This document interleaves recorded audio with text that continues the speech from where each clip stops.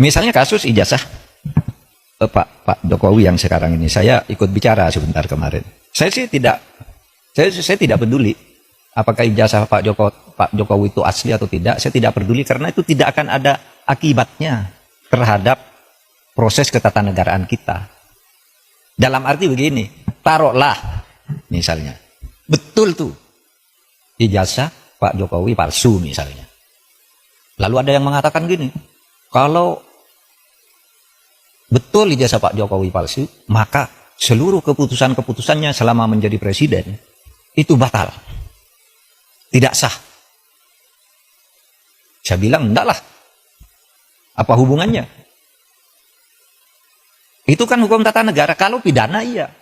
Pidananya bisa. Kalau terjadi pemalsuan, itu karena kebohongan. Kebohongan publik karena pemalsuan. Itu bisa, tapi pidana itu tidak menyangkut ketatanegaraan ke orangnya.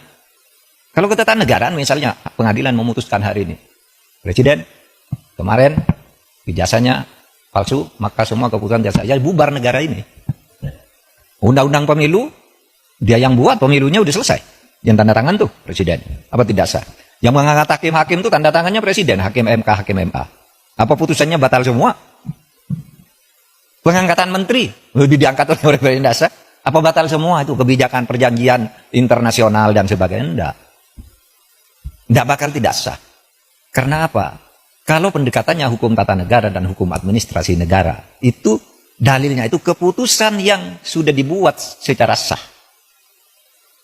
oleh kedua belah pihak. Itu harus dijamin kepastian hukumnya.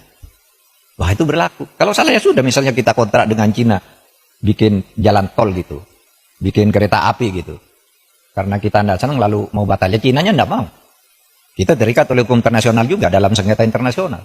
Atau kampus-kampus ini menjadi tidak sah semua ijazahnya. Karena apa? Yang mengangkat menteri, rektornya yang menandatangani ijazah itu. Menteri itu diangkat oleh presiden. Oleh sebab itu jangan terlalu ngelantur. Bicara keabsahan ijazah presiden kok dibilang lalu keputusannya tidak sah. Karena saya mengatakan begini, ini ada aja yang nanggapi. Saya lihat di TikTok.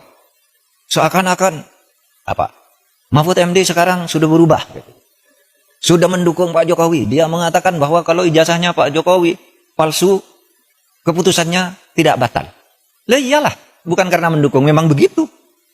Coba, teori apa yang bisa menyatakan itu? Kecuali pidana ya. Kalau pidana personal, bukan pada keputusan ketatanegaraannya. Iya, saya bilang. Yang saya katakan begini. Ada yang tanya juga, Pak Mahfud,